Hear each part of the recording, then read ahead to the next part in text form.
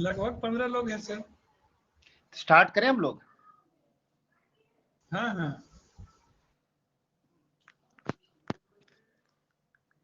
Good evening all of you. आप लोग कम से कम मुझे जवाब दीजिएगा, बोल के गुड इवनिंग का कम से कम रिप्लाई करें आप लोग। Sir good evening. Good evening. Good evening sir. कैसे हैं आप लोग? एकदम सबसे बढ़िया। पहले अच्छे हैं तो सर। मुख्य परीक्षा, मेरे को ऐसा लगता है कि आप लोग का मुख्य परीक्षा बहुत ही अच्छा रहा होगा। और मुख्य परीक्षा के बाद जिस प्रकार से इंटरव्यू का प्रिपरेशन आप लोग कर रहे हैं, तो निश्चित रूप से नेक्स्ट जब इंटरव्यू हो जाएगा और फाइनल रिजल्ट आएगा तो बहुत सारे लोग, हो सकते सारे के सारे लोग, हम लोग इंटरेक्ट करें एज ए ऑफिसर एक दूसरे के साथ।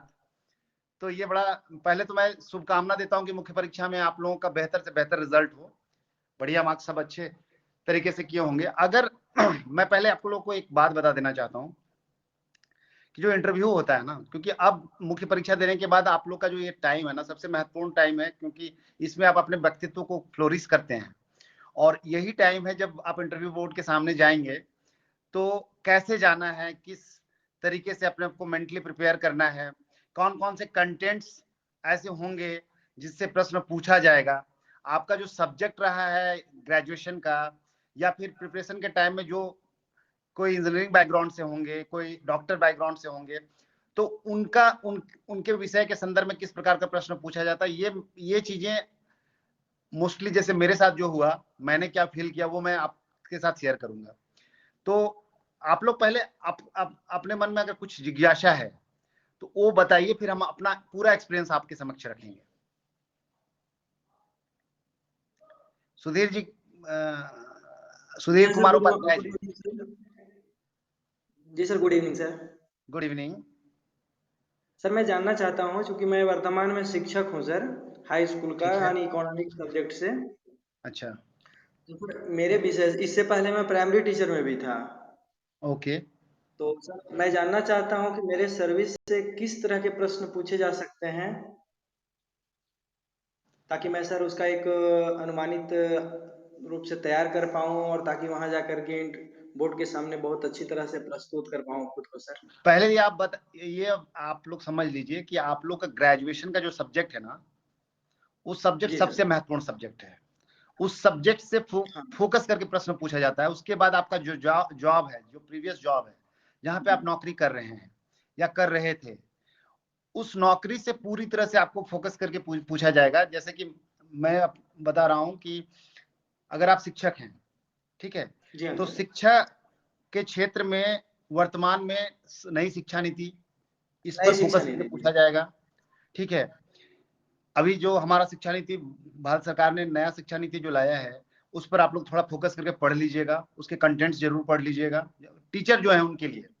दूसरा बात, आप जॉब छोड़ के क्यों आना चाहते हैं प्रशासन में, ये एक बहुत महत्वपूर्ण प्रश्न है, जो कि यूनिवर्सल प्रश्न है, हमेशा पूछा जाता रहा है। तो सर इसका प्रॉपर उत्तर क्या हो सकता है, जो बढ़िया उत्तर हो, ताकि उसका नकारात्मक प्रभाव ना पड़े? देखिए, ऐसा है ना कि कोई भी व्यक्ति किसी जॉब में अगर प्रीवियस कार्य कर रहा है और उसके बाद वो नए जॉब में आना चाहता है, तो उसका जॉब सेटिस्फेक्शन सबसे महत्वपूर्ण है। दूसरा बात है, उसके सैलरी में हाइक मिलना चाहिए। सामान्य रूप से जो चीजें रुचिकर हैं, जो ट्रूथ है, उसको इंटरव्यू के सामने बोलना है। प्रिटेंड नहीं करना है कि हम ऐसा चाहते हैं या मेरे मन में झूठ वगैरह नहीं। जो सच है, जो आपका ग्रीवांसेस है, क्यों आप अपग्रेड करना चाहते हैं अपनी ये चीजों को, तो उस चीज को रखना है वहां पे। इंटरव्यू बोर्ड में ये चीज बहुत जरूरी, बहुत महत्वपूर्ण तरीके से देखा जाता है कि आप कितने ईमानदार हैं। दूसरा कि एक जब उत्तर आप बोलेंगे कि आपसे ऐसे मान लिया जाए कि प्रश्न पूछ दिया कि आप अभी वर्तमान में जो सेवा में, उस सेवा को छोड़कर सिविल सर्विसेज में क्यों आना चाहते हैं, तो सबसे पहला है कि सिविल सेवा में आपकी रुचि है। दूसरा है, आम धारणा ऐसे लोगों का प्रश्न का उत्तर होता है कि हम जनसेवा करना चाहते हैं। तो ये कॉमन आंसर है, ये कॉमन आंसर लगता है कि लोग बनावटी बात बोल रहे हैं। ठीक है, आपको सिंपली बोलना है कि सर वर्तमान में मैं नौकरी जहां पे नौकरी कर रहा हूं, अगर आप शिक्षक हैं तो आप बोल रहे हैं कि मैं शिक्षक हूं, तो पूछेंगे क्यों आना चाहते, तो आप बोलिएगा कि वर्तमान में मैं शिक्षा क्षेत्र में नौकरी कर रहा हूं और मुझे इससे बड़ा कुछ करने का मन में बहुत जिज्ञासा था, या समाज से जुड़ने का एक जो एक प्लेटफॉर्म था, ये सिविल सर्विसेज देता है वो प्लेटफॉर्म। और कहीं ना कहीं शिक्षक की जो सैलरी होती है, कार्य करने का जो दायरा होता है वो बहुत सीमित होता है, लेकिन एक ब्यूरोक्रेट्स का, एक सिविल सर्वेंट का दायरा बहुत बड़ा हो जाता है। और इस कारण से भी कि जीवन स्तर अच्छा हो, सुख सुविधाएं प्राप्त हो, इसलिए मैं आना चाहते हैं।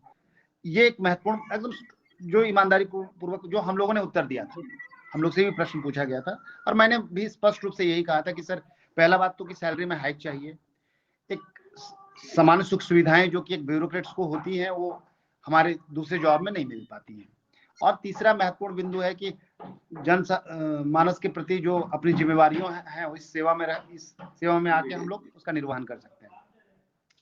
और कोई जिनका इस संदर्भ में कोई प्रश्न हो?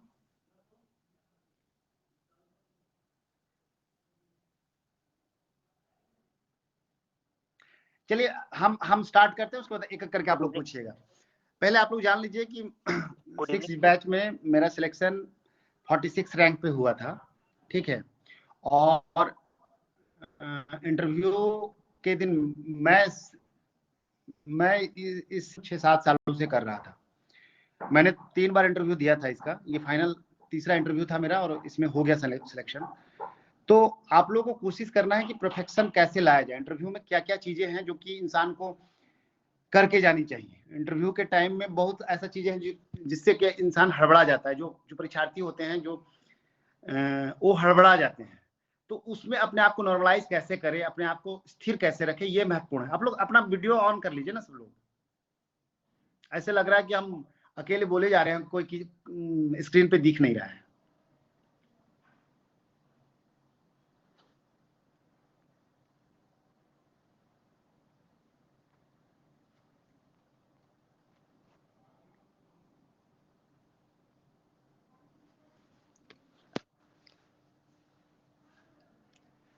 जैसे इंटरव्यू स्टार्ट जब आप लोगों का होगा, तो जिस दिन इंटरव्यू होगा, जैसे फाइनल रिजल्ट आने के बाद आप लोग के मन में बड़ा जिज्ञासा उत्पन्न होगा, कैसे प्रिपरेशन, अब इंटरव्यू का डेट आने वाला है, उस डेट में हमको कैसे प्रिपेयर होना है। तो 2-3 चीजों का ख्याल रखना है। इंटरव्यू बोर्ड में जिस दिन इंटरव्यू रहेगा उस दिन आपको खासकर 2-3 चीजों का ख्याल रखना है। पहला तो कि आपका ड्रेसिंग सेंस बहुत बढ़िया होना चाहिए, मतलब बहुत तड़क भड़क वाले कपड़े नहीं पहनने हैं। आप वेल पॉलिश्ड जूता होना चाहिए। जो कपड़े आपको प्रेफर किए जाते हैं जैसे blue pant, dark blue pant और स्काई ब्लू शर्ट वगैरह इस टाइप से, या कुछ ब्लैक पैंट अगर पहन लिया आपने तो blue shirt, sky blue shirt आप पहन सकते हैं। अपने आप को मेंटेन करके जाना है, वेल सेव्ड रहिए। उसके बाद जब इंटरव्यू बोर्ड में पहुंचे तो अपने आप को पहले पूरी तरह से स्थिर रखना है अपने आप को, कि आप घबराए नहीं। कोई इंटरव्यू के जितने बोर्ड के मेंबर होंगे वो सब आईएएस होंगे या एक आध प्रोफेसर हो सकते हैं जो कि बोर्ड के अध्यक्ष वगैरह, बोर्ड के जो मेंबर होंगे वो उसी में से बोर्ड की अध्यक्षता करते हैं वो लोग। तो उस बोर्ड में ज्यादातर आपको आईएएस ऑफिसर मिलेंगे, तो उनसे घबराने की जरूरत नहीं है। सामान्य रूप से सब बहुत इंटरव्यू बोर्ड सपोर्टिव होता है और उस सपोर्ट का आपको बड़ा लाभ मिलेगा। जब आप इंटरव्यू बोर्ड में घुसेंगे तो आप दरवाजा कैसे खोलेंगे, दरवाजा खोलने के बाद आप वहां पे जाके क्या बोलेंगे, कोई हमको बता सकता है कि जब आप इंटरव्यू बोर्ड, मतलब आपके मन में क्या चल रहा है कि इंटरव्यू बोर्ड में, कोई भी एक आदमी हमको बताइए कि जब आप इंटरव्यू बोर्ड के अंदर रूम में घुसे तो किस प्रकार से आप अभिवादन उनका करेंगे, या आप परमिशन कैसे ग्रांट कराएंगे कि हमको बैठना है। एनीवन?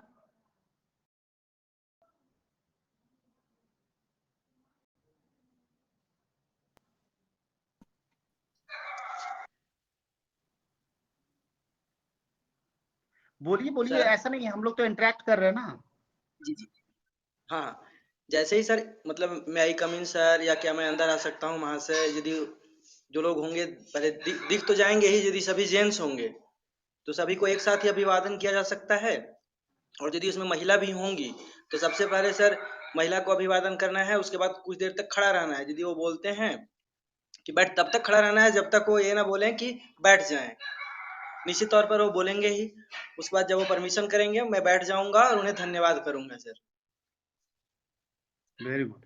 लेकिन एक चीज ध्यान रखिएगा, अगर बहुत देर हो गया आप खड़े हैं और उनको बैठने के लिए नहीं बोल रहे हैं, तो बहुत ही परमिशन करना है। नम्रता के साथ आप मांग सकते हैं परमिशन की कि मैं क्या बैठ सकता हूं सर, तो वो नौबत नहीं जी। आएगा। लेकिन अगर ऐसा किसी किसी केसेस में वो लोग चेक करने के लिए कर सकते हैं ऐसा, ठीक है, तो उसको लेकर बहुत घबराने की जरूरत नहीं। हमेशा याद रखिएगा कि कुर्सी के बाएं तरफ से बैठना है, दाएं तरफ से नहीं बैठना है।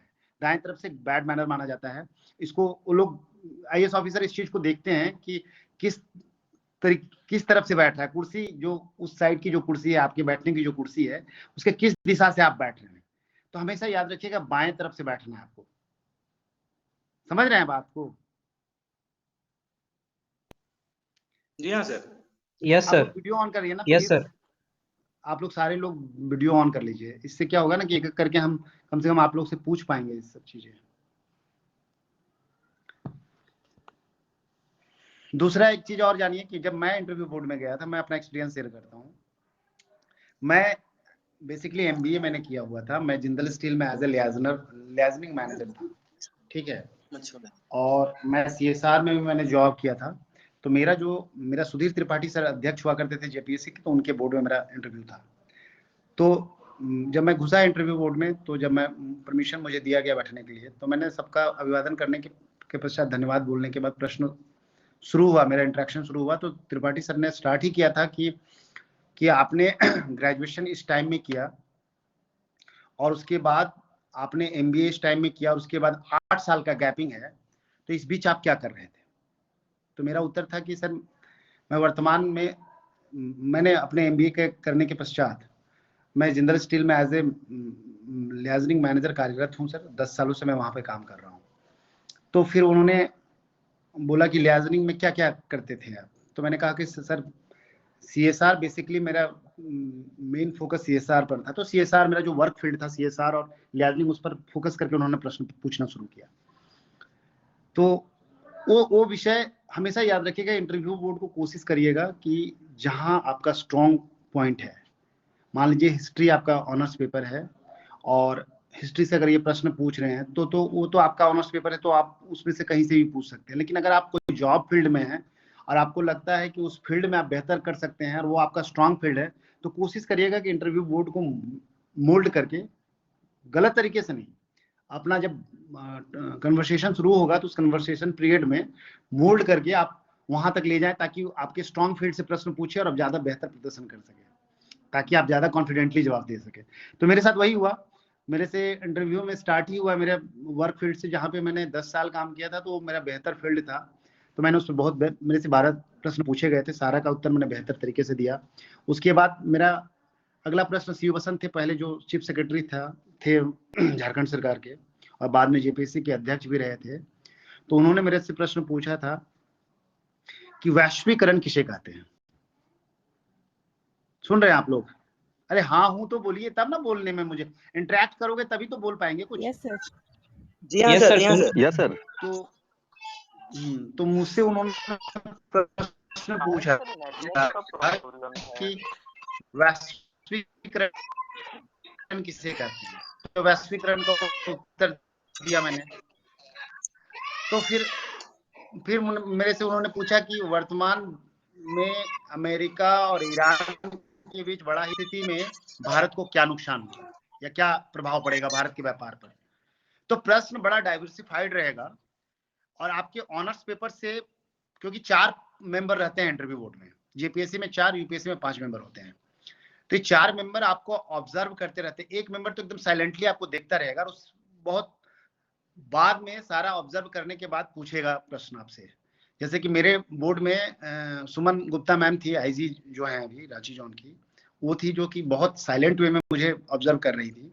और फाइनली उन्होंने मुझसे जो पूछा था वो मेरी हॉबी पे प्रश्न पूछा था और उस हॉबी को फिर एडमिनिस्ट्रेशन से उन्होंने जोड़ दिया। तो एक चीज याद रखिएगा, जो भी प्रश्न पूछे जाएंगे बाद में एडमिनिस्ट्रेशन से जोड़ दिया जाएगा। अगर आप पुलिस ऑप्ट किए हैं तो पुलिस से रिलेटेड प्रश्न जोड़े जाएंगे, आपने एडमिनिस्ट्रेशन ऑप्ट किया है तो एडमिनिस्ट्रेशन से रिलेटेड हर क्वेश्चन को एडमिनिस्ट्रेशन से जोड़ के पूछा जाएगा। तो मेरे साथ भी वैसा ही हुआ। मुझसे हिस्ट्री से प्रश्न पूछा गया था कि रॉलेट एक्ट क्या है। इसमें से हिस्ट्री किसका किसका है? ऑनर्स पेपर वाले कितने लोग हैं हिस्ट्री के?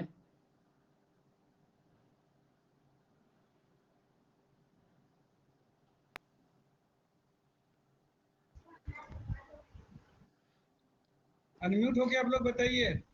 अनम्यूट करिए ना और वीडियो ऑन करिए ना, आराम से इंटरेक्ट करिए। कोई ऐसा नहीं कि हम लोग क्वेश्चन हम पढ़ा रहे हैं, हम तो अपना एक्सपीरियंस शेयर कर रहे हैं। आप लोग कुछ पूछिएगा तो हम बताएंगे।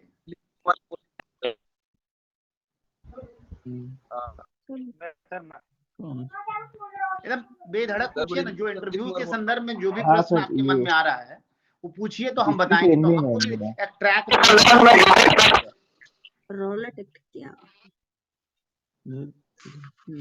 हेलो। हाँ, मेरे से प्रश्न पूछा गया था कि रोलेट एक्ट क्या है। ठीक है, तो आप लोग तो सभी जानते होंगे क्योंकि सारे लोग मेंस दिए हुए, हिस्ट्री पढ़ के गए हैं। तो रोलेट एक्ट के बारे में जब मैंने बताया तो फिर उन्होंने पूछा कि ऐसा कोई घटना के बारे में बताइए जो कि रोलेट एक्ट के चलते हुआ था या रोलेट एक्ट के लगने के बाद हुआ था। तो आप लोग को पता होगा कि वो जलियांवाला बाग हत्याकांड रोलेट एक्ट के विरोध में डॉक्टर सत्यपाल और खिचुल का जो गिरफ्तारी हुआ था उसके संदर्भ में हुआ था। वो जो जनसभा हो रही थी और उसमें डायर आके गोलियां चलवाया था। तो इस प्रकार से प्रश्न पूछे जाएंगे। प्रश्न बहुत भारी भरकम नहीं होते हैं, बहुत सपोर्टिव होता है बोर्ड। आपको बस अपने आप को बहुत कॉन्फिडेंटली वहां जाके प्रोजेक्ट करना है। दूसरा बात है कि घबराना नहीं है, क्वेश्चन में कोई दम नहीं होता है। बस क्वेश्चन में आपके कॉन्फिडेंस को वो लोग चेक करता है कि क्योंकि ज्ञान का जांच तो ऑलरेडी वो मेंस में कर चुके हैं और जो लोग वहां पर बैठे हुए हैं उनको बहुत अद्यतन जानकारी, सब आईएएस ऑफिसर होते हैं, उनको काम से फुर्सत नहीं तो अद्यतन जानकारी लेके थोड़ी आते हैं वो। तो वो बहुत तय ट्रैक पे बात करते हैं। तो वही चीजें पूछेंगे, जैसे कि मान लीजिए वीएस दुबे सर भी बोर्ड में थे, मेरे बोर्ड में नहीं, दूसरे वाले बोर्ड में। तो वीएस दुबे सर जो बोर्ड में होते थे वो हिस्ट्री के विद्वान थे, प्रकांड विद्वान थे। तो वो हिस्ट्री से पूछते थे तो डेप्थ से पूछते थे। जैसे शिव बसंत को इंटरनेशनल रिलेशनशिप के बारे में काफी अच्छा नॉलेज है, तो वो वैश्विक रिलेशनशिप के बारे में उन्होंने काफी प्रश्न मुझसे पूछा था। मेरे से टोटल 29 क्वेश्चन पूछे गए थे। 26 मिनट मेरा इंटरव्यू चला था और मैंने 29 का 29 क्वेश्चन का उत्तर दिया था। एक क्वेश्चन, लास्ट का क्वेश्चन मुझसे ऐसा पूछा गया था जो कि मेरे जहन में नहीं था। वो 30वां क्वेश्चन था जिसमें मेरे से पूछा गया था कि सीएसआर को लेकर वर्तमान में केंद्र सरकार एक बिल लेके आई है, उस बिल को लेकर उद्योगपतियों में बहुत खलबली मची हुई, वो बिल क्या है। और मेरे दिमाग में रिकॉल नहीं कर पा रहा था, तो मैंने लास्ट में बोला था कि इस संदर्भ में मैं रिकॉल नहीं कर पा रहा हूँ, सॉरी बोला था मैंने। और इंटरव्यू में मुझे काफी अच्छा नंबर मिला था। तो आपके कॉन्फिडेंस को जांचा जाता है। तो आपके मन में इंटरव्यू के लेकर जो जो भ्रांतियां पूछ सकते हैं हम बताते जाएंगे। एक एक करके पूछिए कोई भी। Good evening sir. ऐसे कैसे चलेगा? आप लोग कमीशन कल के डेट के में ब्यूरोक्रेट्स बनेंगे, आप लोग कमीशन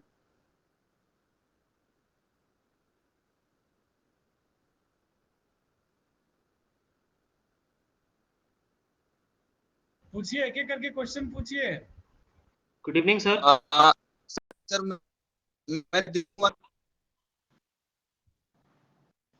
आवाज आ रही है सर? हाँ आ रही है। सर पूछना चाह रहा था सर कि अगर मेरा टेक्निकल फील्ड है तो टेक्निकल फील्ड से भी क्वेश्चंस आते हैं इंटरव्यू में?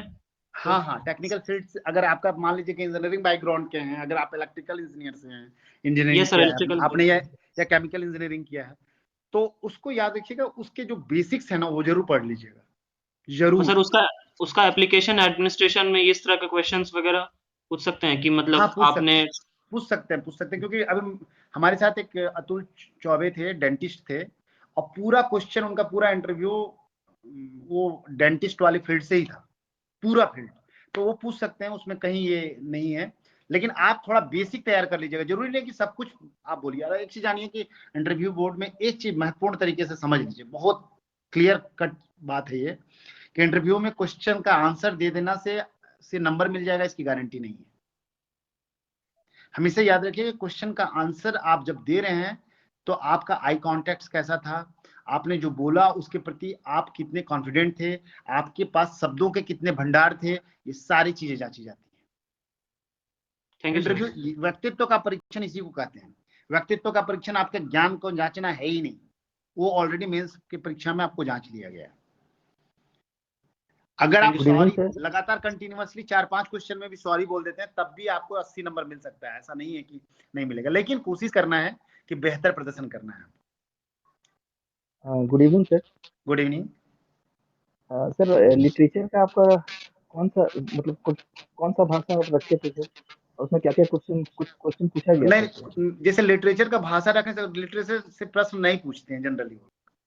जैसे कि आपने अगर खोरठा रखा है, क्योंकि वहां पर खोरठा का कोई, या आपने नागपुरी रखा है तो कोई एक्सपर्ट नहीं रहता है कि उनसे प्रश्न नहीं पूछा जाएगा, जनरली नहीं पूछा जाता है इंटरव्यू में। तो जो आप लिटरेचर, हाँ अगर आपका ऑनर्स पेपर लिटरेचर रहा है, चाहे हिंदी साहित्य रहा है या खोरठा साहित्य रहा है या नागपुरी रहा है, कोई भी सब्जेक्ट ऑनर्स पेपर रहा है, तो श्योर एंड सर्टेनली इस चीज को मान के चलिए कि आपसे प्रश्न पूछा जाएगा।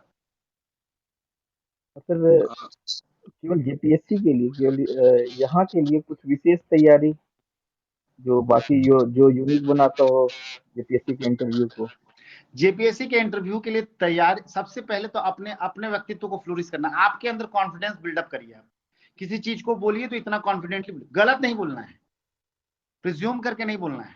अगर नहीं आता है तो एकदम स्पष्ट शब्द, स्पष्टवादी बनना पड़ेगा जेपीएससी के इंटरव्यू में, क्योंकि पहले का इंटरव्यू पैटर्न अलग हुआ करता था। मैंने लगातार, मैं थर्ड जेपीएससी से इंटरव्यू दे रहा हूँ, और मुझे पता है कि पहले का इंटरव्यू और अभी का इंटरव्यू में काफी अंतर हो गया है।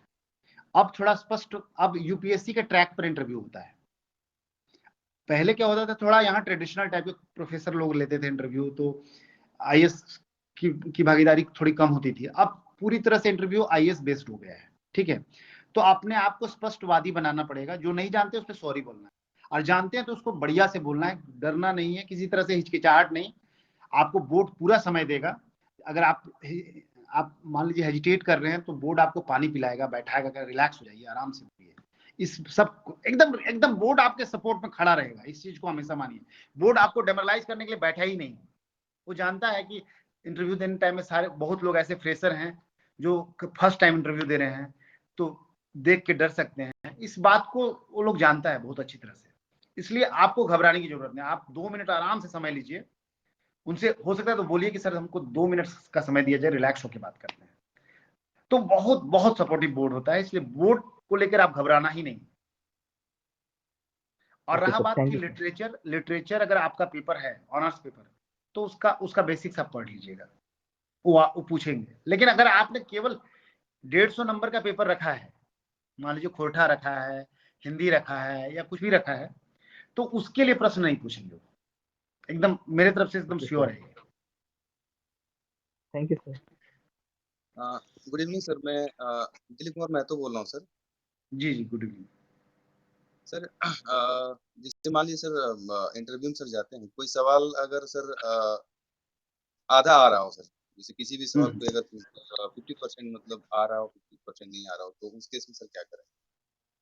जैसे कि मान लिया, जैसे कि एक उदाहरण आपने ले लिया, मान लीजिए कि आपसे पूछ दिया गया हिस्ट्री का एक प्रश्न हम ले लेते हैं, समझिए कि वैदिक काल में स्त्रियों की स्थिति के बारे में बताइए। आप वैदिक काल में स्त्रियों की स्थिति के बारे में आपसे पूछ दिया। आपको पता है कि ऋग्वैदिक काल में स्त्रियों को संपत्ति का अधिकार भी प्राप्त था, ठीक है, लेकिन उत्तर वैदिक काल के बारे में नहीं पता है। तो आप जितना जानते हैं उसको बोल के 2-4 लाइन में स्टॉप कर देना उसको, जितना जानते हैं उसको, कि जितना जानते हैं उसको मतलब एक समराइज करके बोल देना है कि सर ऐसी स्थिति थी, ऐसा ऐसा था, इसके बाद सर बहुत जानकारी नहीं है, लेकिन इतना मैं जानता हूँ कि इस प्रकार की व्यवस्था थी। हेलो बस। सर मैं सर तो क्या बोल रहे हैं, फिर से बोलिए। और आवाज कट रहा है।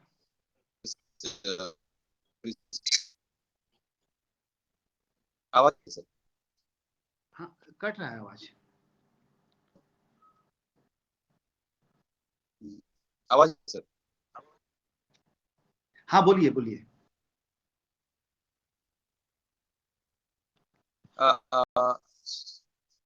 सर मैं डिफेंस बैकग्राउंड से हूँ, इंडियन एयरफोर्स में हूँ सर।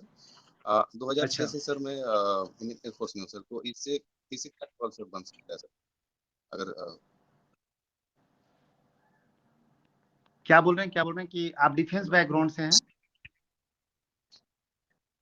सर मैं इंडियन एयरफोर्स में 2006 से सर ज्वाइन हूँ सर।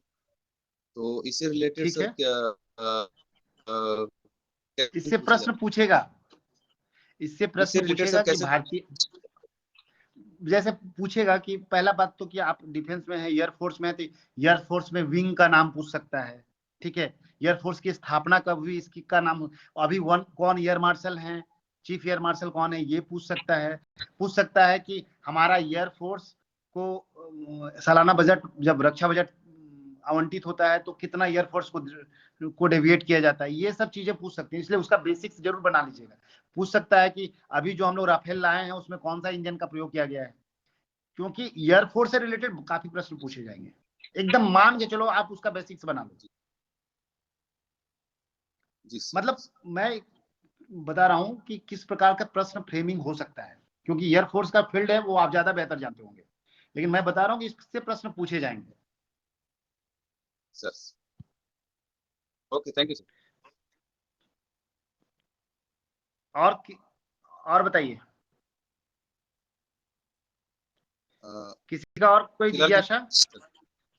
सर आपसे सर कौन कौन सा क्वेश्चन पूछा गया था सर, अगर वो मेरे एक से बार प्रश्न, बता हाँ, देते अब ये तो। अब मैं बताता हूँ, शुरू से सुन लिया जाए कि मेरे से क्या प्रश्न पूछा गया था।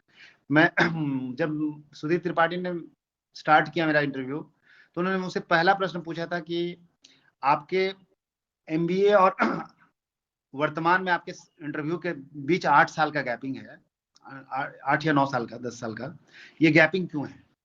तो मैंने कहा था कि सर इस बीच मैं नौकरी कर रहा था। तो फिर पूछा कहाँ आप नौकरी कर रहे थे? तो मैंने बताया कि मैं जिंदल स्टील में एज ए लियाजनिंग मैनेजर था। तो लियाजनिंग में क्या क्या लियाजनिंग करते थे? तो मैंने कहा सीएसआर का लियाजनिंग, मैं लैंड लियाजनिंग करता था। तो लैंड की ओर मैं नहीं ले गया उनको, क्योंकि लैंड एक इतना वर्सटाइल एरिया है ना, जहाँ ले जाता तो मैं फंस जाता। तो मैंने कहा कि सीएसआर की लियाजनिंग करता था। तो फिर वहां से उन्होंने शुरू किया कि सीएसआर क्या होता है। तो मैंने बताया कि कॉर्पोरेट सोशल रिस्पॉन्सिबिलिटीज होता है। तो उसके अंदर आप क्या क्या काम करते थे? तो मैंने स्पष्ट रूप से कहा था कि सर हम 5 विंग में काम करते थे, सबसे education, livelihood, live stock, health और अवेयरनेस कार्यक्रम। कहा कि आप, मैं बहुत शॉर्ट फॉर्म में बता रहा हूँ, बहुत बृहद रूप से प्रश्न पूछे गए थे। तो उन्होंने पूछा कि आपका जो फील्ड का एक्सपीरियंस है वो प्रशासन, एडमिनिस्ट्रेशन को किस प्रकार से मदद करेगा, मतलब वर्तमान में आप एडमिनिस्ट्रेशन आएंगे तो आपके वर्क को कैसे फायदा पहुंचाएगा ये। तो मैंने कहा कि जो मैं सीएसआर में काम करता था वही काम एडमिनिस्ट्रेशन में आके करना है। बस सीएसआर में मैं जिस कंपनी के लिए काम करता था उसका पेरिफेरल एरिया बहुत सीमित था, छोटा था, और एडमिनिस्ट्रेशन में ये बड़े पैमाने पर मुझे करने का मौका मिलेगा। तो मेरा जो अनुभव है लोगों का से लियाजनिंग करने का, काम को करवाने का, तो वो पूरी तरह से मैं यहाँ आके उसको इम्प्लीमेंट कर पाऊंगा अपने अनुभव को। तो काफी संतुष्ट हुए थे। फिर शिव वसंत साहब मेरे से प्रश्न, उन्होंने 10-12 क्वेश्चन त्रिपाठी जी पूछने के बाद वो उन्होंने शिव वसंत को बोल दिया था कि आप, अब उन्होंने पास कर दिया। तो फिर शिव वसंत ने मुझसे पूछना शुरू किया कि अमेरिका, भारत और ईरान के बीच का जो संबंध है, तो अगर अमेरिका ईरान पर प्रतिबंध लगाएगा तो भारत की अर्थव्यवस्था पर उसका क्या प्रभाव पड़ेगा? तो इसका स्पष्ट उत्तर यही था कि ईरान दुनिया का सबसे बड़े तेल उत्पादक देशों में से एक है और भारत भी उसका आयातक है। अब अगर अमेरिका प्रतिबंध लगाता है तो कहीं ना कहीं उसका तेल उत्पादन प्रभावित होगा, और जब तेल उत्पादन प्रभावित होगा तो भारत एक तेल आयातक देश है, कहीं ना कहीं भारत की अर्थव्यवस्था पर उसका नकारात्मक प्रभाव पड़ेगा। फिर मैंने एक्साइज ड्यूटी के बारे में पूरा एक्सप्लेन किया, फिर बहुत डेप्थ में जाके मैंने बताया था कि उसमें एक्साइज ड्यूटी बढ़ाना पड़ेगा, ये हो जाएगा, वो तो उससे क्या इम्पैक्ट पड़ेगा, वो सारा मैंने बताया था। वो आप लोग भी बताएंगे जो चीजें पूछी जाएंगी उसके आधार पर। फिर मुझसे पूछा गया कि वैश्वीकरण क्या है? तो मैंने कहा कि सर विश्व की अर्थव्यवस्था का किसी देश की अर्थव्यवस्था के अन्य विश्व की अर्थव्यवस्थाओं के साथ जुड़ना, एक क्षेत्र डब्ल्यूटीओ के क्षेत्र के नीचे आना ही वैश्वीकरण है। तो इस प्रकार से प्रश्न पूछते चले गए और मैं जवाब देता चला गया। फिर उन्होंने मुझसे पूछा कि वैश्वीकरण में वर्तमान में भारत की जो परिदृश्य है, क्या भारत की विदेश नीति हमारे अनुकूल है, हमारे मतलब जो डब्ल्यूटीओ में हम लोग जिस प्रकार से कृषि को लेकर अपना रुख रखते हैं वो क्या अनुकूल है? तो मैंने कहा कि बिल्कुल अनुकूल है। मैंने बताया था कि फिर उसके सपोर्ट में मैंने उसका कारण बताया। तो शिव वसंत काफी खुश हुए थे। अब उसके बाद मेरे से पूछा गया कि हिस्ट्री से प्रश्न पूछे गए। तो हिस्ट्री से प्रश्न पूछा यही गया था कि रॉलेट एक्ट क्या है। फिर उन्होंने पूछा कि रॉलेट एक्ट से संबंधित घटना बताओ। तो फिर मैंने सैफुद्दीन और किशोर और सतपाल का घटना बताते हुए जलियांवाला बाग हत्याकांड बताया था। तो उससे भी फिर इतिहास से प्रश्न नहीं पूछा, क्योंकि उनको लग गया था कि हिस्ट्री का स्टूडेंट है, इससे क्या पूछेंगे। दोनों 2 प्रश्न पूछे गए थे तो दोनों सिंपल प्रश्न थे, लेकिन तो उसके बाद ऐसे प्रश्न मेरे से पूछते मतलब लोग पूछते रहे, और मैं जब 29 क्वेश्चन पूछे गए थे मुझसे, और मैंने सारा का 30वां क्वेश्चन मेरे से मैंने सॉरी करके निकल गया। मुझे लगने लगा था कि 26 मिनट इंटरव्यू चलने के बाद काफी समय भी हो गया है, तो मैं संतुष्ट था अपने इंटरव्यू को लेकर। तो इसी प्रकार से, लेकिन आपके ग्रेजुएशन के सब्जेक्ट से ज्यादा प्रश्न पूछे जाते हैं। मैं एक्सेप्शनल इसलिए था कि मेरा वर्क फील्ड से ज्यादा प्रश्न पूछा गया था। हेलो, हाँ, good evening sir. Good evening. मैं दीपिका। सर मुझे ये सवाल करना है कि जैसे कि मैंने ग्रेजुएशन के बाद जो है मेरा टीचिंग प्रोफेशन में रहा, कुछ दिनों मतलब कुछ सालों तक मैंने टीचिंग किया, और उसके बाद फिर मैं जो है एज ए टेलीकॉम सेक्टर में as a quality analyst work किया। लेकिन बिफोर मैरिज जो है, मैंने जस्ट मैरिज के बिफोर मैंने उसको छोड़ दिया, और उसके बाद फिर अभी जैसे मैरिज के बाद फिर मैंने ये जेपीएससी का जो है स्टार्ट किया प्रिपरेशन, और उसको दिया। तो फिर मेरे से क्या क्या सवाल पूछे जा सकते हैं? और आपका ऑनर ग्रेजुएशन में सब्जेक्ट कौन सा रहा? सर मेरा कॉमर्स था और अकाउंट्स ऑनर्स था। तो हाँ, तो ये दोनों प्रिपेयर कर लीजिएगा। दूसरा बात है, जहां तक टेलीकम्युनिकेशन में जो एनालिसिस क्या थे आप वहां पर टेलीकम्युनिकेशन कंपनी में? Sir as a quality analyst मैंने काम किया था। हाँ, ठीक है। तो उस विषय से थोड़े बहुत प्रश्न पूछे जा सकते हैं, एक आध प्रश्न, लेकिन आपके ग्रेजुएशन वाले अकाउंट्स वगैरह पेपर से, कॉमर्स से प्रश्न हाँ सर, पूछे यही है जाएंगे। कि बहुत दिन हो चुके हैं उसको, तो फिर उसको हाँ, थोड़ा सा बेसिक्स समझ। देख लीजिएगा, बहुत घबराने की जरूरत नहीं है। और जो प्रश्न का उत्तर नहीं आएगा ना, उसको लेके बहुत टेंस नहीं होना है। एकदम सीधे सीधे सॉरी बोल देना कि तो संदर्भ। सर ऐसा वो मतलब ऐसा तो नहीं है ना, जैसे कि वो बोलेंगे कि आप पहले टीचिंग में थे, फिर टीचिंग में के बाद फिर आपने जो है एक मतलब कॉर्पोरेट सेक्टर हाँ, की तरफ पूछेंगे मूव पूछेंगे, किया, ये पूछेंगे, फिर आप आपसे पूछेंगे कॉर्पोरेट सेक्टर के कि बाद आप फिर आपने फिर टीचिंग को क्यों छोड़ छोड़कर दिया कॉर्पोरेट जॉब? में क्यों गए, और कॉर्पोरेट के बाद आप सिविल सर्विसेज में आ रहे हैं, क्या हाँ इसके पीछे रीजन है? हाँ, फिर आपने जॉब क्यों छोड़ दिया? बिफोर मैरिज मैंने हाँ, फिर तो जॉब आप छोड़ दिया इसका था। आपके दिमाग में क्या आ रहा है, इसको लेकर क्या उत्तर आपके दिमाग में चल रहा है? हाँ, क्योंकि सर शुरू से वो मेरे कॉर्पोरेट सेक्टर में मैं काम कर रही थी, लेकिन मेरे को अंदर में ऐसा लग रहा था कि वो एक बहुत सीमित दायरा सा फील होता था। एज ए क्वालिटी एनालिस्ट मेरा बहुत सीमित, मुझे लगता था कि मेरे काम का प्रभाव बहुत ज्यादा सामान्य पर नहीं पड़ता था। कि मेरा अंदर का खुद का फीलिंग आता था कि जो नॉर्मल लाइफ है सर, डेली लाइफ में उसका बहुत बड़ा इम्पैक्ट नहीं पड़ता है, एक बहुत ही सीमित दायरा है। तो ऐसा कुछ काम करना चाहते थे जिसमें कि आपका जो है नॉर्मल लाइफ में वो इम्पैक्ट पड़े, वो जो मैं काम कर रही हूँ तो उसका फिर कोई। तुरंत ये क्रॉस क्वेश्चन वो करेंगे कि आप तो हम्म, नॉर्मल लाइफ में इम्पैक्ट पड़ने वाला काम तो कर ही रही थी, आप टीचिंग लाइन में थी, बच्चों को सेवा कर रही हाँ थी, इतना बढ़िया हाँ काम कर हाँ। रही थी, तो आप छोड़ के फिर क्यों आ गई? हाँ, उस समय सर मैंने किया था क्योंकि वहां पे मेरे को हाइक मिला था, हाँ, और मुझे। एग्जैक्टली यही पॉइंट मैं हाँ बोलना चाह रहा था हाँ। कि आप इस बिंदु को जरूर रखिएगा कि सर, हर व्यक्ति अपने जीवन में सुधार चाहता है। हम्म, मैं भी चाहती हूँ। हम्म, मैं मेरा अंतर्मन भी कहता है कि मैं समाज सेवा हम्म, करूँ, और सिविल सर्विसेज एक स्कोप देता है जहाँ पे अपने जीवन को स्तर को भी अच्छा करके मैं समाज के साथ जुड़ सकती हूँ। इस कारण से जी मेरा सर। उद्देश्य रहा है। हाँ, बस एक क्योंकि इसको फ्रेमिंग कर पहले, लेना आपको। हाँ पहले मैंने खुद को सोचा कि मैं फिनेंशियली अपने आप को स्टेबल कर लूँ। हाँ, फिर जब मैं एग्जैक्टली। स्टेबल, इस बिंदु हाँ को जरूर रखिए, तो फिनेंशियली, ये लगेगा कि बहुत ही ऑनेस्ट आंसर है ये, ठीक है? हाँ तो जब इस मैं पॉइंट, फाइनेंशियली, हाँ सर, जब स्टेबल हो गई तो फिर मेरे को, फिर कुछ दिन जब वहाँ मैंने वर्क किया तो फिर मेरे को लगने लगा कि नहीं, इसका इम्पैक्ट बहुत ही सीमित दायरे पे ही हो रहा है, जो कि और बाहरी दुनिया से इसका संपर्क बहुत कम सा फील होता है। तो फिर मुझे लगने लगा कि हाँ, मुझे ऐसा कोई काम करना है जिसका कोई जन सामान्य पर भी प्रभाव पड़े, और मैं फाइनेंशियली भी मैं आत्मनिर्भर रहूँ, हाँ बिल्कुल, इंडिपेंडेंट रहूँ। ये फिनेंशियली आत्मनिर्भर होना एक जरूर बात बोलिएगा, ताकि लगे कि ये जो भी कैंडिडेट है वो बोल रहा है, वो ईमानदारी पूर्वक बोल रहा है। जी सर, तो ये जवाब सही रहेगा? हाँ, एकदम सही, एकदम सही, कहीं कोई और ये दिक्कत सर नहीं है। हम बता सकते हैं ना कि मतलब मैं एज ए टीचर भी जॉब की हुई हूँ, और उसके बाद एज ए मतलब हाँ हाँ, क्वालिटी बिल्कुल एनालिस्ट बिल्कुल। भी वर्क किया। देखिए, टीचिंग लाइन में आप रही हैं, तो आपसे शिक्षा नीति से प्रश्न पूछ सकते हैं वो लोग, ठीक है? अच्छा तो नई शिक्षा नीति के संदर्भ में आप क्या सोचती हैं, क्योंकि आपने अच्छा। टीचिंग किया हुआ, तो ये सब थोड़ा बहुत पढ़ लीजिएगा, बहुत बड़ा चीज नहीं है। और सर जैसे जैसे आप टेलीकॉम सेक्टर में मैं थी एज ए क्वालिटी एनालिस्ट, तो फिर उससे रिलेटेड क्या सवाल कर सकते हैं? उससे कुछ इम्पैक्ट मतलब क्या ये क्या?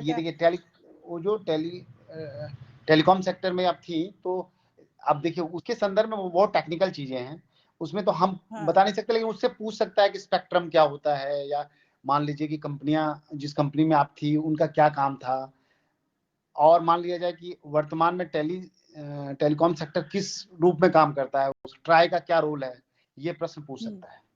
हाँ, ट्राई के इस रूल्स टाइप का वगैरह जो जो है। हाँ बेसिक, हाँ ट्राई का रोल क्या है, ट्राई का रूलिंग्स, ट्राई एक्ट कब पारित किया गया, अभी ट्राई के डायरेक्टर कौन है, ये सब नॉर्मल प्रश्न पूछ सकते हैं जो बेसिक्स हैं, बहुत ज्यादा और सर डेप्थ में घुस के नहीं पूछेंगे। और सर हमारे लिए जैसे आपने कल भी जो एक सर आए थे तो उन्होंने भी जो है जो मेंस के लिए तो ठीक है उन्होंने ड्रेस कोड बताया, लेकिन हमारे लिए मतलब बताया नहीं कि हाँ हम लोगों को क्या पहन के जाना है या कैसा मतलब करना है, लाइट करना है या हाँ देखिए वो ऐसा आप। है ना कि नॉर्मली जो लड़कियां होती है ना वो साड़ी पहन के जाती हैं या सूट पहन के जाती हाँ हैं जनरली, लेकिन साड़ी भी जैसे कि एकदम सोबर टाइप से जो आप लोग जैसे पहनते होंगे, कभी देखे होंगे कि जैसे भी हम लोग स्कीपा, जब आप लोग सेलेक्ट हो जाओगे ना तो स्कीपा का एक ड्रेस कोड है, उस ड्रेस कोड को सोबर ड्रेस कोड की श्रेणी में रखा जाता है, बड़ा ही बढ़िया है। जी तो उस ड्रेस को भी आप लोग फॉलो कर सकते हैं, बहुत आसान, मतलब जिसमें आप सही लगे, आपको लगे डिसेंट टाइप की लगी, तो तड़क भड़क नहीं पहनना, बस इतना ख्याल रखना है। कोई भी कपड़ा आप पहने तो डिसेंसी आना चाहिए कि एक ऑफिसर का लुक आना चाहिए, बस। वो लोग ये नहीं देखते हैं कि कोई ड्रेस कोड है, वो इंटरव्यू में कोई कोड नहीं होता है, लेकिन जनरली आप में डिसेंसी दिखनी चाहिए उनको, बस, और कोई बात नहीं है। बस। और ये है सर कि जो ग्रेजुएशन का जो है सब्जेक्ट उसमें थोड़ा सा ज्यादा ध्यान देना होगा।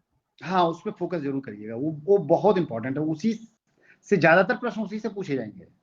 और सर करंट जो और अभी एक चीज जो याद चल रखिएगा, रहा अपनी है हॉबी को जरूर तैयार कर लीजिएगा, हॉबी से प्रश्न सर। पूछे हाँ, जाएंगे। ये सवाल मेरे को पूछना था सर। जैसे मेरा जैसे हॉबी जो है जो एक्चुअल में है, जैसे गाना सुनना है या लिसनिंग म्यूजिक है होता है जो जनरली होता है, और गाना गाना भी होता है, तो एक अनुभव उसका हम तो बता कोई देते हैं, इस अनुभव उसका। को समझ लीजिए तो आप लोग को क्लियर हो जाएगा।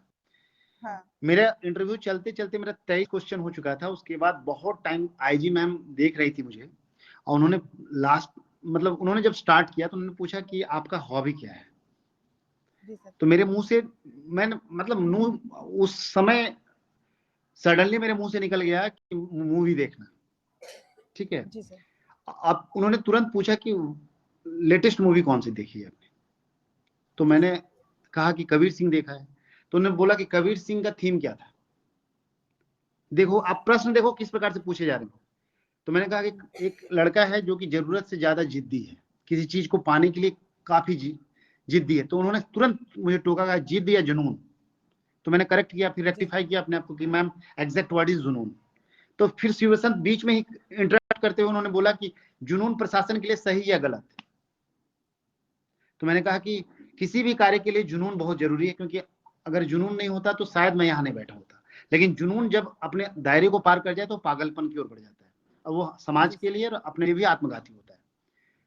तो इस प्रकार से हॉबी से प्रश्न पूछे जाते हैं, और वो फिर लास्ट में आपको पटकेंगे एडमिनिस्ट्रेशन में लाके, इसलिए अच्छा, तो इस ये चीज को हमेशा गाने याद का रखिएगा। मतलब जैसे सॉन्ग का संपर्क प्रशासन से कहाँ से हो जाएगा? जैसे कि प्रशासन यहाँ हाँ पर मूवी सॉन्ग का। का जनरली जो जिसमें जब आप उत्तर देने के क्रम में आएंगे ना, जैसे कि मूवी जी सर। देखने का कोई कोई एडमिनिस्ट्रेशन से नहीं था, लेकिन मूवी का जो थीम था वो जुनून था, तो जुनून जी एडमिनिस्ट्रेशन से रिलेट हो गया। वैसे गाना जी गाने के टाइम में आप बोलेंगे कि आपसे कोई सिंगर का नाम पूछ लेंगे, किशोर कुमार जी या किसी के बारे में पूछ लिया, आप किस दौर के गाने आपको पसंद है, वो तो कुछ भी पूछ सकते हैं, वो तो स्वतंत्र हैं, जी।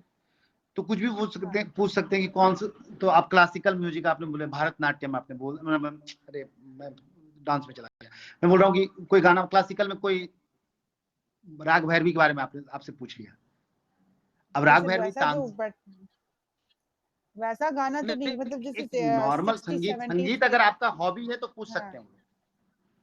मेरा ये कहना सारा है कुछ पूछ संगीत सकते अगर हैं। आपका हॉबी है और आपने बोल दिया तो वो पूछ सकते हैं कि संगीत के संदर्भ में सितार का आविष्कार किसने किया था, ये पूछ सकता है। पूछने का अच्छा। कुछ भी पूछ सकते हैं, उसके लिए कोई बैरियर नहीं है। हाँ लेकिन आपको अगर नहीं उत्तर आ रहा है तो स्पष्ट शब्द में बोल दीजिएगा, सॉरी सर, इस संदर्भ में मुझे नॉलेज नहीं है या मुझे ज्ञात नहीं है सर। वो ज्यादा जी लेकिन ईमानदारी आपके ऑनेस्टी को दिखाता है। और वहां पे उसके बाकी 10 जो। क्वेश्चन पूछे जाएंगे, हाँ। आप 4 में भी सॉरी बोलते हैं ना, तब भी आपको हम्म। 60 से 70 नंबर मिल जाएगा, अगर आप बेहतर कॉन्फिडेंट होकर बोलते हैं सारी चीजें। लेकिन कोशिश करना है, अच्छा। जानते हैं तो उसका उत्तर बहुत बढ़िया से देना है। जी thank you sir. Thank you so much. और कोई?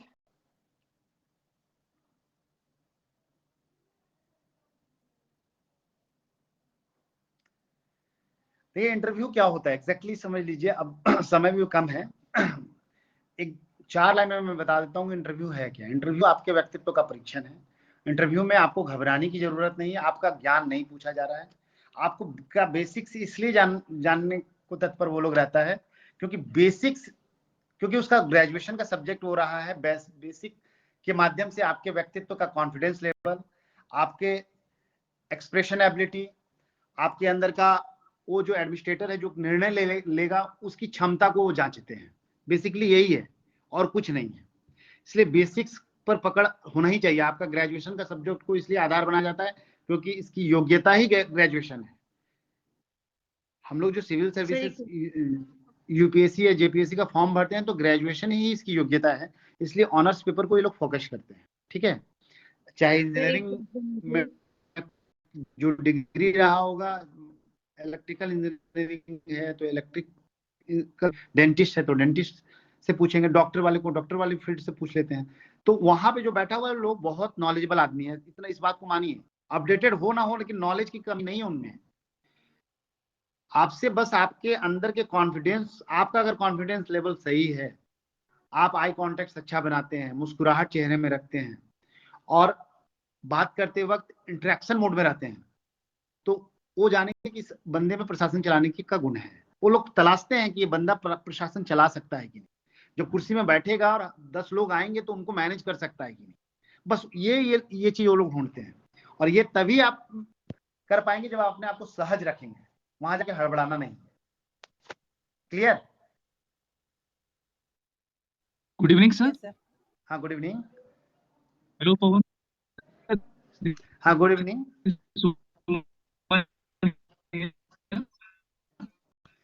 आवाज नहीं आ रहा है।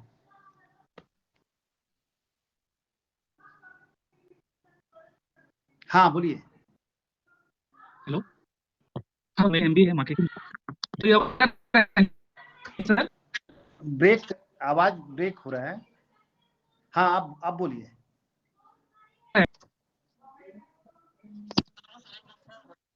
सर मेरा ये सवाल था कि मैंने भी ठीक है। एमबीए मार्केटिंग से किया है सर, मार्केटिंग स्पेशलाइजेशन है, और साथ में मेरा सर और साथ में मेरा बीकॉम ऑनर्स भी है। तो सर एमबीए से क्या एमबीए से सवाल पूछे प्लस जाएंगे या सर फिर फोकस किस पे रहेगा सर? उस ग्रेजुएशन बीच में नौकरी आप कर रहे थे क्या? अभी आप नौकरी कर रहे हैं क्या किसी कंपनी में? नहीं सर, मैंने जॉब छोड़ रखा है सर, जॉब कर रहा। पहले किया था क्या आपने, स्टार्ट किया था क्या कहीं? ये सर स्टार्ट किया था।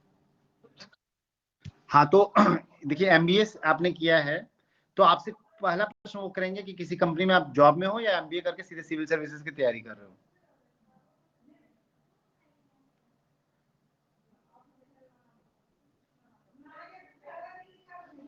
हेलो। हाँ ठीक है सर, ठीक है सर, आवाज जा रही है? जा रही है हाँ, सर। दूसरा एक चीज ऐसा है कि एमबीए से पहले ग्रेजुएशन में अगर अकाउंट्स आपका सब्जेक्ट है बीकॉम, तो वहां से प्रश्न पूछेंगे, अकाउंट्स का बेसिक्स जरूर पढ़ लीजिएगा, उससे प्रश्न पूछेंगे। ठीक है सर, वही मैं सोचता कि फोकस कहाँ पे करना है, एमबीए पे करना है कि ग्रेजुएशन पे करना है? नहीं, एमबीए पे फोकस तब कर एमबीए से प्रश्न नहीं पूछते हैं, ये पूछेंगे तब जब आप किसी कंपनी में जॉब कर रहे हैं तो जॉब से रिलेटेड प्रश्न पूछेंगे तब। वर्तमान में भारतीय बाजार के संदर्भ में आपसे पूछ सकते हैं, क्योंकि मार्केटिंग है ना, तो पूछ सकते हैं कि वर्तमान में जो निजी क्षेत्र है उसका जो बाजार बढ़ रहा है उससे संदर्भित प्रश्न पूछ सकते हैं कि उसका क्या इम्पैक्ट है भारतीय अर्थव्यवस्था पर। ऐसे क्योंकि आप बीकॉम से भी मतलब आप कॉमर्स सब्जेक्ट रहा है, एमबीए आपने मार्केटिंग से किया है, निजी क्षेत्र में कार्य भी कर रहे थे, तो हो सकता है को रिलेट करके पूरी इकोनॉमी से वर्तमान में निजी क्षेत्र को रिलेट करके प्रश्न पूछ ले, तो वो आप आराम से जवाब दे दीजिएगा, कोई इशू नहीं है। क्योंकि थोड़ा बहुत इम्पैक्ट तो आप पढ़े ही होंगे कि वर्तमान में किस प्रकार से निजी क्षेत्र का भारतीय अर्थव्यवस्था पर इम्पैक्ट है, तो इस चीज को पढ़ लीजिएगा, उसका बेसिक्स जान लीजिएगा, बस हो जाएगा। अपने आप फिर बोलेंगे कि इंटरव्यूज मात्र आपके अंदर के व्यक्तित्व का परीक्षण है, आपके अंदर के विश्वास को जांचता है, आपके अंदर के निर्णय करने की क्षमता को जांचता है और कुछ नहीं जांचता है। ठीक है, आप एक प्रशासक, आपके अंदर एक प्रशासक बसता है कि नहीं बसता है वो देखता है। 100 नंबर का इंटरव्यू है, आप कॉन्फिडेंटली जवाब दीजिएगा, 60 से 65 नंबर 4 क्वेश्चन में सॉरी बोलने के बाद भी आएगा। लेकिन अगर कंफ्यूज होकर जवाब दीजिएगा तो फिर दिक्कत है। डर के जवाब दीजिएगा, सब सारे क्वेश्चन का उत्तर दीजिएगा और हेजिटेट करके डर के जवाब दीजिएगा तो नंबर नहीं आएगा। इसलिए विश्वास अपने आप में पैदा करना होगा आपको। बिना घबराए, बिना सहमे, आराम से जाके एक एक प्रश्न का उत्तर सोच समझ के दीजिए। 1 सेकंड, 2 सेकंड, 5 सेकंड का समय लीजिए सोचने के लिए, 10 सेकंड का समय लीजिए और आराम से जवाब दीजिए।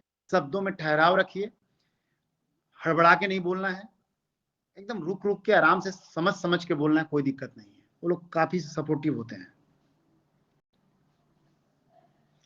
चलिए, और कोई प्रश्न है तो पूछिए। Good evening sir. Good evening. Hello sir, एक क्वेश्चन था सर। जैसे मेरा ग्रेजुएशन का सब्जेक्ट सर मैथमेटिक्स है, तो सर उससे क्या क्वेश्चन मतलब पूछे जाएंगे सर, उसको लेके थोड़ा सा डर लग रहा है।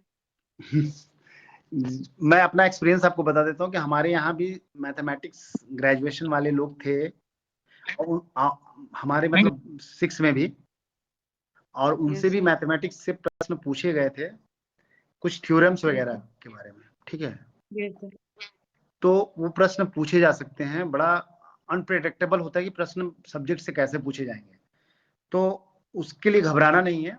केवल मैथमेटिक्स से तो प्रश्न नहीं ना पूछेंगे, बाकी सारे सब्जेक्ट से पूछेंगे। हो सकता है कि मैथमेटिक्स से कोई थ्योरम, मान लीजिए कि कोई थ्योरी है, उसके संदर्भ में पूछ लिया और आप अगर उस समय जवाब नहीं दे पाएंगे या आपके नॉलेज में नहीं है तो आप बोल दीजिएगा कि सॉरी इस संदर्भ में। लेकिन जो बेसिक्स है उसका, जो आपको लगता होगा मैथमेटिक्स में ये चीजें पूछ सकती है, जो इंपॉर्टेंट है, जैसे कि हमको तो बहुत नॉलेज नहीं है कि मैथमेटिक्स में क्या क्या है, लेकिन कोई क्वांटम थ्योरी वगैरह भी है क्या? नहीं सर, वो तो फिजिक्स में ना। हाँ, क्वांटम थ्योरी फिजिक्स में है सर। हाँ, तो थेल्स वगैरह ऐसा पूछा जा सकता है। जैसा कि नीलेश नाम का एक लड़का था मैथमेटिक्स का, हम लोग के साथ ही 27 तारीख को इंटरव्यू था, उससे पाइथागोरस का थ्योरम उन्होंने पूछा था। तो बहुत सिंपल क्वेश्चन था, तो उसने जवाब दे दिया था उसका। तो उस टाइप से प्रश्न पूछ सकता है, बहुत बड़ा चीज नहीं है, बहुत बेसिक्स पूछते हैं। तो आप मैथमेटिक्स वाले में क्या बोल रहे हैं? हेलो, मैथ्स बनाने के लिए नहीं देते हैं, वो सिर्फ उसका कंसेप्ट पूछते हैं। मान लीजिए कि पाइथागोरस कहाँ के रहने वाले थे, इस थ्योरम का प्रतिपादन कब उन्होंने किया, इस टाइप से प्रश्न पूछ सकते हैं। अब मैथ्स थोड़ी बनाने के लिए देंगे। दूसरा है कि हाँ, दूसरा ये है कि आप सुन लीजिए, दूसरा ऐसा है कि मैथमेटिक्स जिनका सब्जेक्ट है ना, उनसे मैथमेटिक्स से बहुत ज्यादा प्रश्न नहीं पूछते हैं, क्योंकि नीलेश को 1 या 2 प्रश्न पूछे थे और उसके बाद उन्होंने स्किप करते हुए बाकी चीजों पर फोकस करके पूछा था उन्होंने। तो बहुत जो सब्जेक्ट पूछने लायक है उसी में पूछते हैं। जैसे हिस्ट्री से पूछेंगे, इकोनॉमिक्स से पूछेंगे, नॉर्मली फिजिक्स से पूछते हैं, इंजीनियरिंग बैकग्राउंड वालों से पूछते हैं, लेकिन मैथमेटिक्स वालों से कम पूछते हैं, क्योंकि मैथमेटिक्स ऐसा है कि जिसमें पेन पेपर की आवश्यकता होती है। सर और एक चीज प्रॉब्लम है सर, मतलब पूरा आपका आवाज कम आ रहा है। Hello sir. हाँ सर अभी आवाज आ रही है? सर एक्चुअली पूछ रहे थे सर कि मतलब बहुत ऑलमोस्ट इंटरव्यू में सर फैक्चुअल क्वेश्चंस का लेवल कम रहता है और कंसेप्चुअल क्वेश्चंस ज्यादा रहते हैं सर, या फिर फैक्चुअल भी रहते हैं बहुत? फैक्चुअल कुछ कम रहते हैं, कंसेप्चुअल ज्यादा होते हैं। कंसेप्चुअल इसलिए पूछते हैं वो लोग ना कि आप फैक्चुअल में मान लीजिए कि कोई डेट पूछ दिए तो उसका मतलब नहीं बनता है ना। आपके अंदर निर्णय करने की क्षमता को जांचते हैं, आपके अंदर के कॉन्फिडेंस लेवल को जांचते हैं। तो आप शब्दों का विन्यास करते हैं, आपके पास शब्द हैं या नहीं है, या सही चीजों को आप रख पाते हैं कि नहीं, तो कंसेप्ट में ही पता चलता है। तो कंसेप्चुअल प्रश्न ज्यादा होंगे।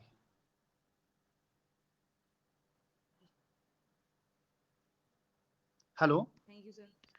हाँ सर, थैंक यू सर। और किसी का प्रश्न? जी हाँ सर। सर मैं जानना चाहता हूँ कि यदि मान लिया जाए कि पहले से अंगूठी वगैरह हाथ में पहने हुए हैं उंगली में, तो सर उसको खोल के जाना चाहिए या फिर उसको पहने हुए जा सकते हैं?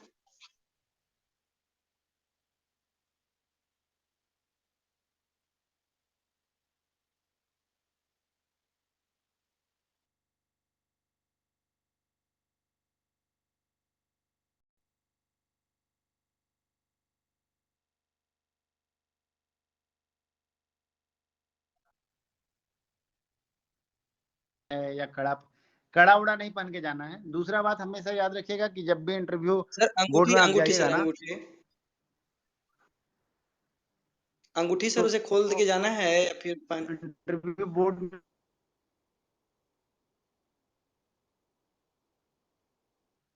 है वो जरूर जाइएगा, तब तो आवाज नहीं इंटरव्यू बोर्ड का नजर तो जाएगा ना। जी हाँ हेलो सर हेलो, करेगा 5 अंगुली में अगर अंगूठी डाल के नहीं सर जाएंगे कोई आप कोई तो कोई एक या बोर्ड दो का तो उंगली में नजर जाएगा ना आपके ऊपर। हाँ तो कोई दिक्कत नहीं, कोई दिक्कत नहीं उससे। हाँ वही चीज, ऐसा नहीं कि उसे सवाल पूछने लगे या फिर लगे कि व्यक्ति अंधविश्वासी वगैरह है क्या है। नहीं नहीं नहीं, वैसा इतना भी बोर्ड इस चीज को जानता है सब, उसके लिए निश्चिंत रहें आप। जी हाँ सर, एक चीज थैंक यू हमेशा सर। याद रखिएगा, जब भी इंटरव्यू बोर्ड में, सबके लिए बोल रहे हैं, जितने लोग इस क्लास में हैं उनके लिए मैं बता रहा हूँ कि जब भी इंटरव्यू बोर्ड में आप जाएं, इंटरव्यू स्टार्ट हो, हाथों का प्रयोग एकदम कम से कम, ना के बराबर करना है। जैसे अभी हम जी हाथ हैंड ऐसे हिला के बात कर रहे हैं ना। हेलो, जी हाँ सर, जी हाँ सर। हाँ तो वो हाथों का प्रयोग नहीं करना है। अपना एक्सप्रेशन जो बोलना चाहते हैं अपने अपने शब्दों से ही बयां करना है, हाथों से नहीं बताना है उस चीज को।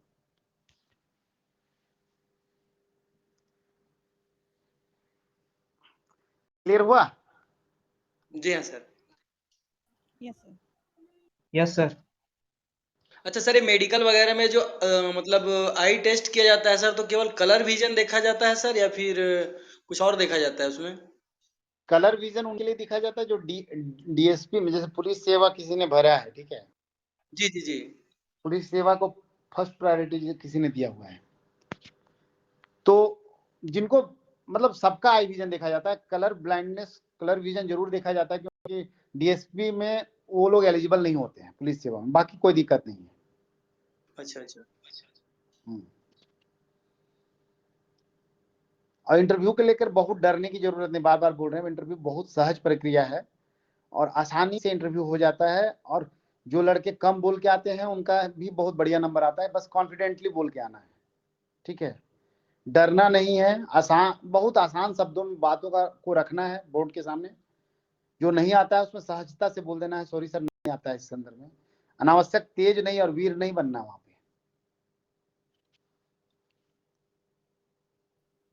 सर दोनों बार आपका सर कितना नंबर आया था सर इंटरव्यू में से?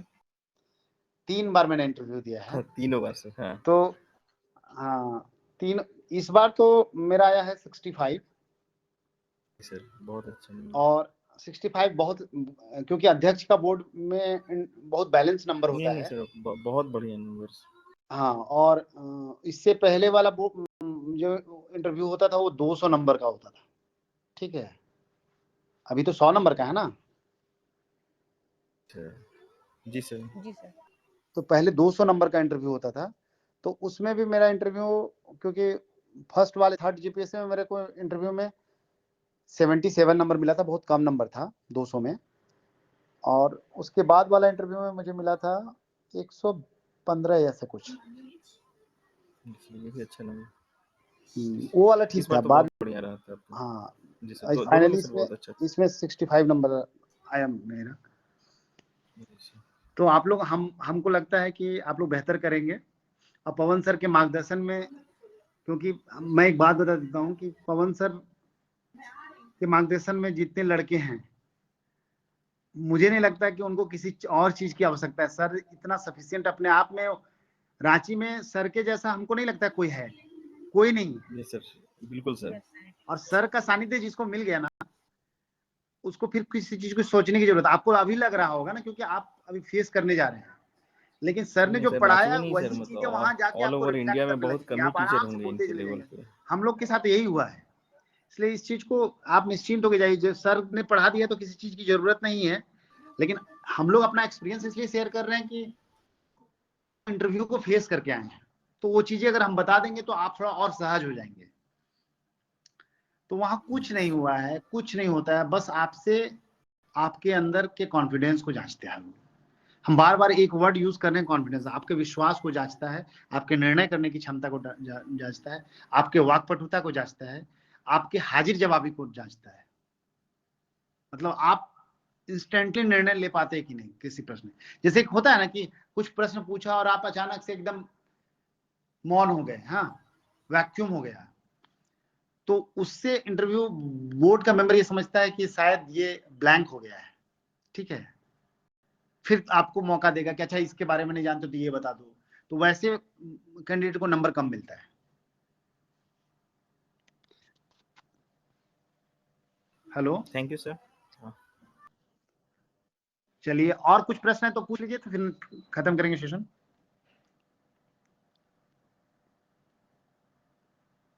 किन्हीं को और कुछ पूछना है?